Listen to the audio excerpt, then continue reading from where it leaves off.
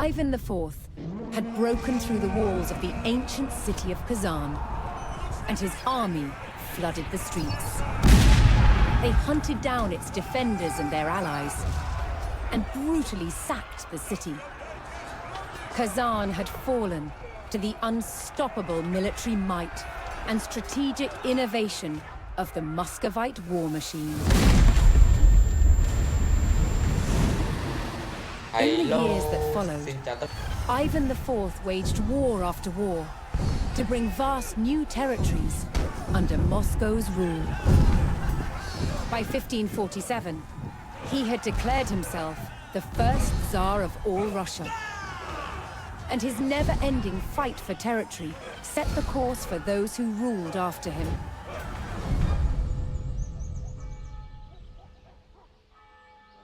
Moscow was no longer a small fort on the banks of the Moskva River. It had survived centuries of Mongol oppression and wars with its neighbors. Its evolution from fort to city to state and to empire would continue. Moscow's rise transformed Russia into one of the world's greatest superpowers.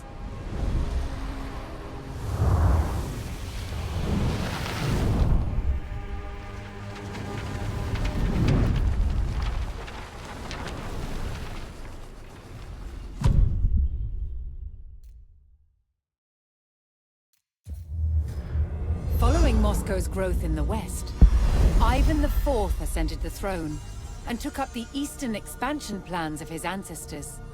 The Tatar Khanate of Kazan lay just across the border. But the Tatars had resisted many Rus sieges in the past.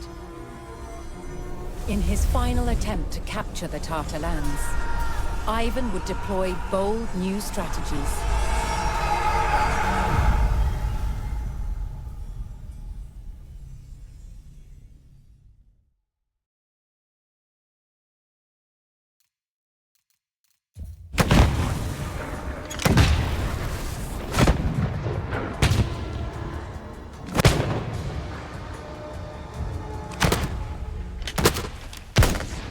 Streltsy is the Russian word for shooters. And from the late 15th century, the armies of Moscow had included regular troops, armed with an arquebus, Welcome to a standard firearm in all European armies at the time. The most near the original attack speed. Still, the unit design remained faithful to the original. But what about Age of Empires 4 then? Well, let's find out how good they are in the most recent game with the 3D motive play. The typical wad seals the charge. crawled in the stand ground position like the original, but they only get more of an alert stance because of whatever. One to shoot the gun, top-notch priming powder has is placed in I'll the give him pan. some break. Once you have a ball of these guys, they're pretty much unstoppable and will flatten any fortified city and any living member in it within a matter of seconds. Although they don't shoot as fast as they did in the original Age of Empires, they are still as powerful as hell. Time because its death animation hasn't finished yet. When you combine these two factors, you can actually swarm them with horsemen or respond with archers of your own to nuke them down quickly. And finally, since they have such low movement speed, they cannot hit and run like they were able to back in Age of Empires 1. Overall, I'm very happy with how the Photon Man turned out in Age of Empires 4. This is a great continuing homage molten lead in custom was game. poured into a special mold. Turn this on. It cooled to a solid state in seconds, making it possible for vast quantities of lead balls to be produced. Players to They were finished by trimming off the excess lead, which was known as a sprue. Okay, about Age of Empires 4 then. Well, let's find out how good they are in the most recent game of the franchise. Before we dive into the stats, let's take a very close look at the Photon Man's design, crowd for crawled, and later in the video. As usual, our centuries ahead. Once you have a ball of these guys, they're pretty much unstoppable and will flatten any fortified city and any living member in it within a matter of seconds. Although they don't shoot as fast as they did, when you combine Photon of RPG instead of lasers and has nowhere near the original attack speed, still, the unit design remained faithful to the original. But what about Age of Empires? Called a bardiche, and for the Streltsy, it doubled as a gun rest. Arquebus men were usually vulnerable to cavalry. Even with experience, reloading takes time. and cavalry covers ground very speedily. Once you've shot, your position becomes perilous very, very quickly. However, with the scything power of a bardiche, a Streltsy has at least the chance to withstand a cavalry onslaught.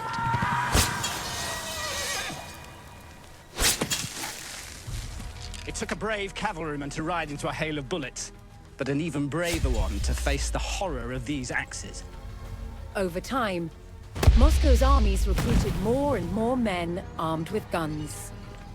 Inexpensive troops who changed the way war was waged.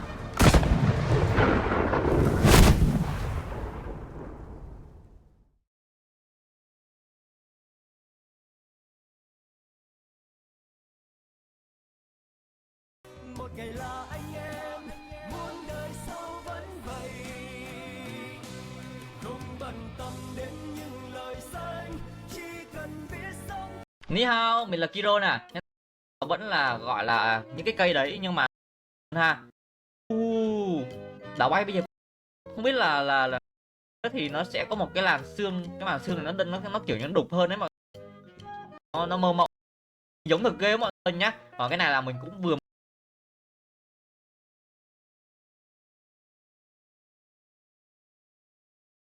Hello, chào các bạn, chào mừng các bạn đến với channel của mình. Thì nó sẽ rơi như thế này. Đấy, nó sẽ rơi ra.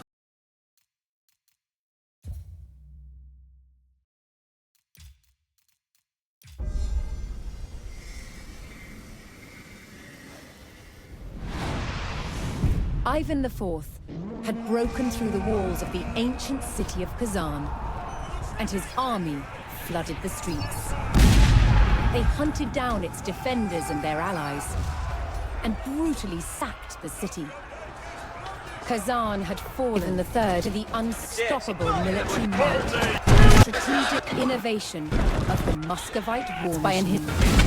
3 outlined, treated. In cities that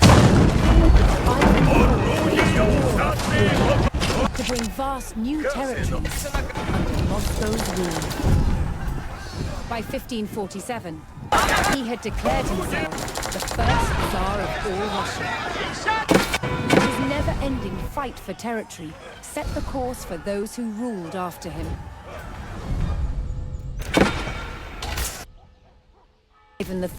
Ivan III was no longer a small fort on the banks of the Moskva River.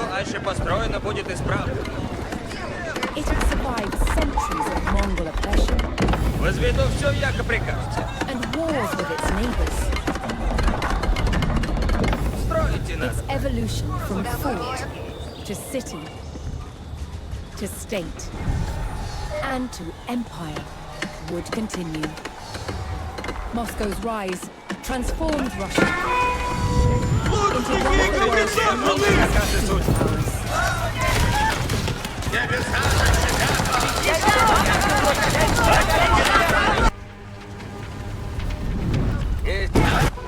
Cast Esht with a flail. Even the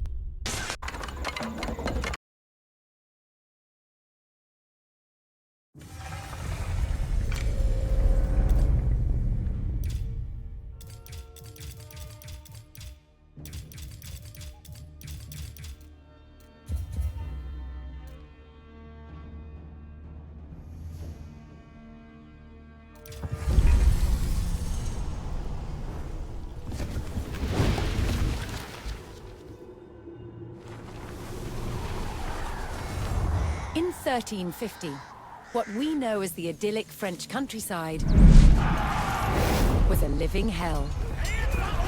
For more than 15 years, the people had suffered at the hands of English invaders. Little did they know that this war would last for another 100 years. But through this crucible of fighting, famine and plague, there would emerge the modern nation of France.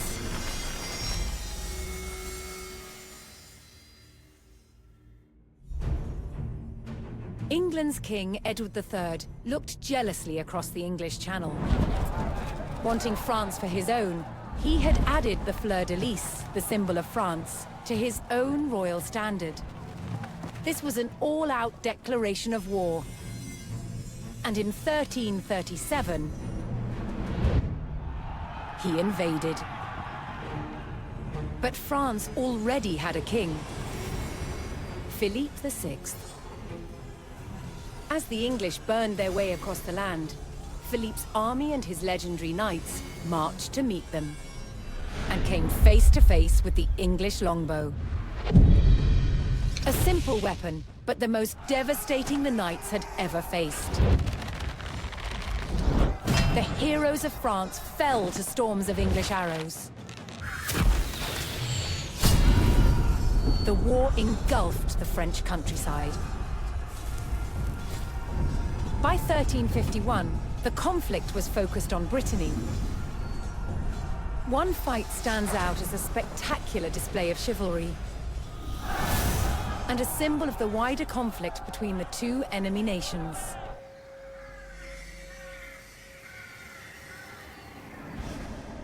The Combat of the 30 is still commemorated here in Brittany. It was a dispute between two local families.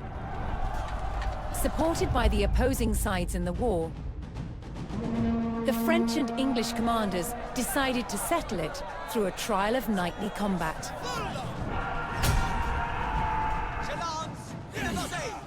Each side would choose 30 champions to fight on neutral ground. France prepared to defend itself against England's finest.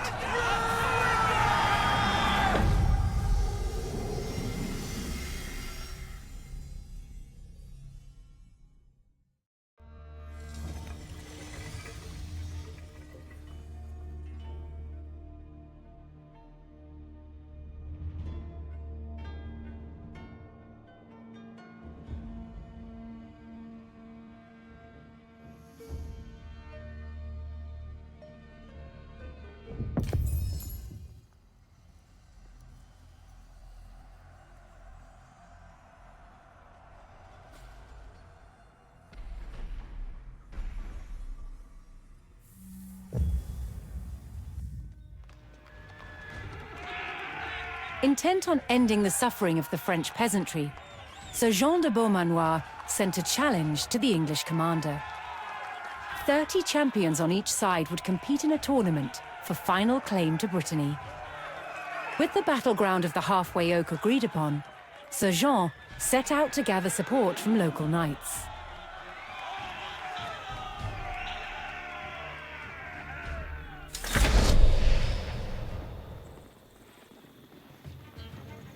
As a knight himself, Sir Jean followed the strict rules of chivalry and was expected to protect the local peasantry and ensure peace.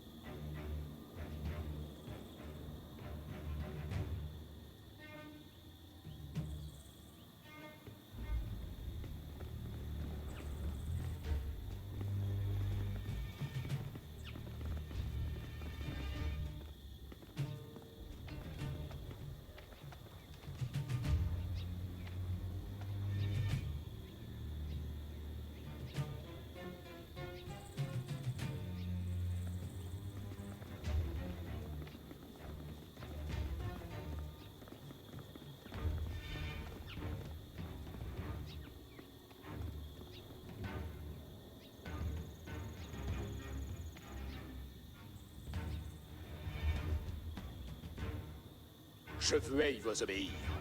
Mon arway mègne avec moi. Mon destrier règne.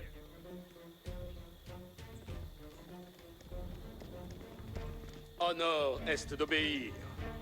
Voir, Girid. Je ris dans vos volets. Je ris dans vos volets. Pour votre service. Aveillez votre, vectos nos, Acces mets vos, compagnon. comme vos place.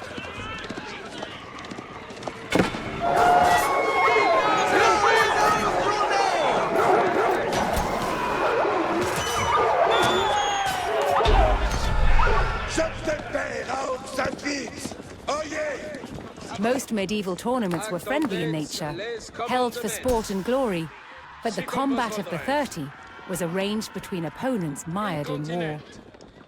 English raids had torn through the countryside of Brittany and brought great hardship to the people. Avant, compagnon.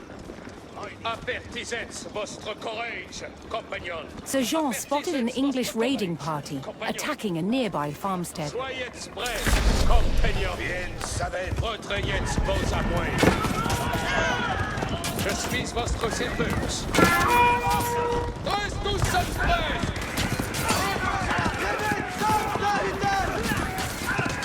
À l'arsenal, chevalier.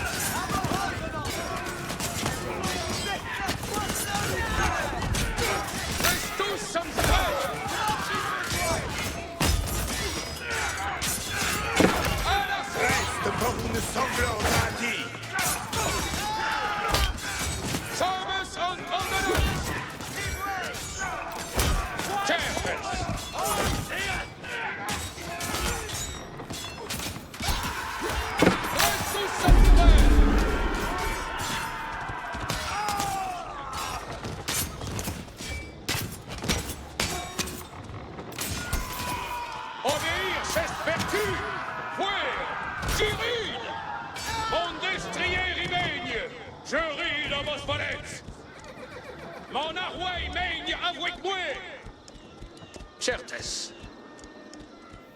Voir, Girid.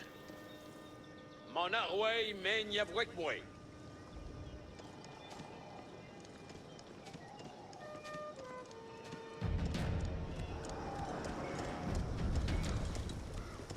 Looking to secure his honor, a young knight held his ground on a bridge in Sir Jean's path.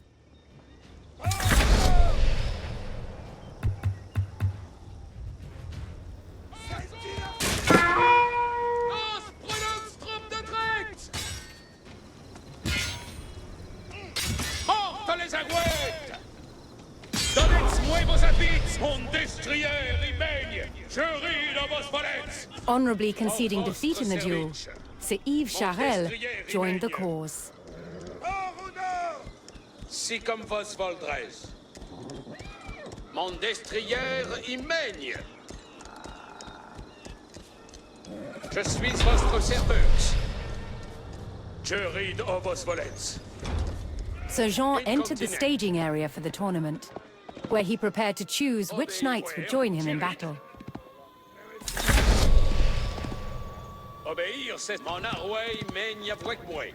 Each knight would be accompanied by his squires, young nobles in training to become knights themselves.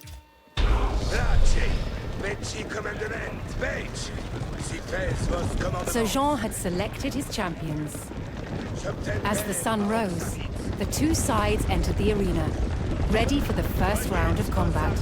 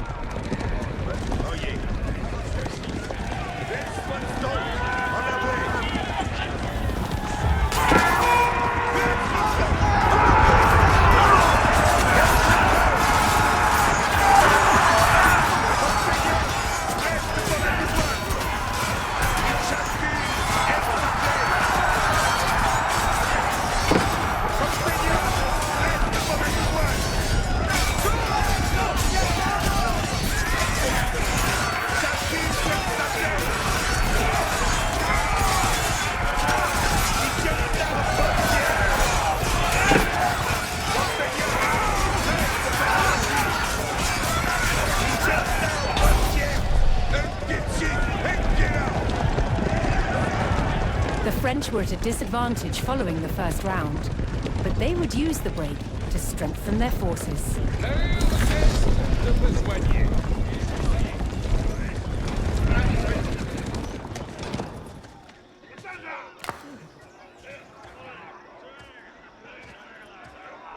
Dicte, où sunt vos commandements? Soyez prest, compagnon.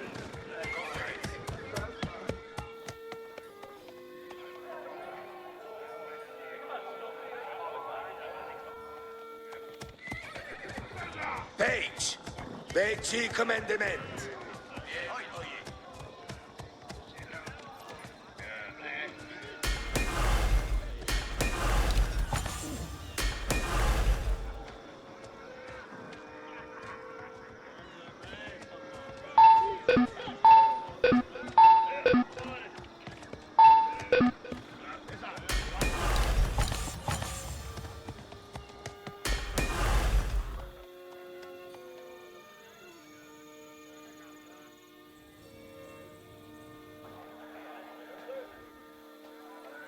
Avayez vote et compresse.